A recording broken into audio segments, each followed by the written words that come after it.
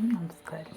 അപ്പം നമുക്കിന്നൊരു ഇഞ്ചിക്കറി വെക്കാം. അപ്പോൾ ഇഞ്ചി, ചെറിയുള്ളി, കരിവേപ്പില, പിന്നെ വെളുത്തുള്ളി ഇട്ടിട്ടുണ്ട് എൻ്റെ കൂടെ കേട്ടോ. അപ്പം നമുക്കിത് ആദ്യം ഒന്ന് ഇഞ്ചിക്കറിക്ക് വറക്കാമേ. മൂത്ത് കിട്ടാൻ നമുക്ക് ഇച്ചിരി എണ്ണ ഒഴിക്കാമേ. നമ്മുടെ ഇഞ്ചി വെളുത്തുള്ളിയൊക്കെ ചെറുതായിട്ടൊന്ന് മൂത്തപ്പം ഇതിലേക്ക് പൊടിച്ച് വെച്ചിരിക്കുന്ന തേങ്ങ, കാരണം ഒരുമിച്ച് മൂത്ത് കിട്ടാനാണ് നമ്മൾ ഒന്ന് മിക്സിയിലിട്ട് ചെറുതായിട്ടൊന്ന് പൊടിച്ചെടുത്തത്. നമ്മുടെ തേങ്ങ മൂത്തിട്ടുണ്ട്.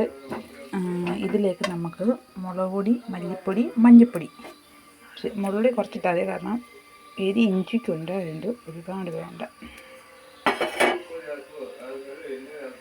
അങ്ങനെ നമ്മുടെ അരപ്പ് അരയ്ക്കാനുള്ള തേങ്ങ റെഡിയായി. ഇത് നമുക്ക് തണുക്കുമ്പം അരച്ചെടുക്കാം. അങ്ങനെ നമ്മുടെ അരപ്പ് അരച്ചെടുത്ത് ഇനി നമുക്ക് കടുക് വറക്കാം. ചട്ടി അടപ്പിൽ വെച്ച് എണ്ണ ഒഴിച്ച്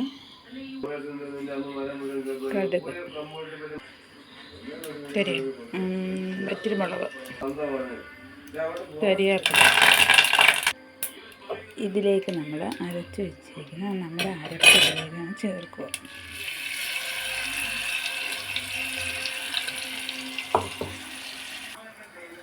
ഒരു ചെറിയ കഷ്ണം പുളി എടുത്ത് വെള്ളത്തിലിട്ട് അതിൽ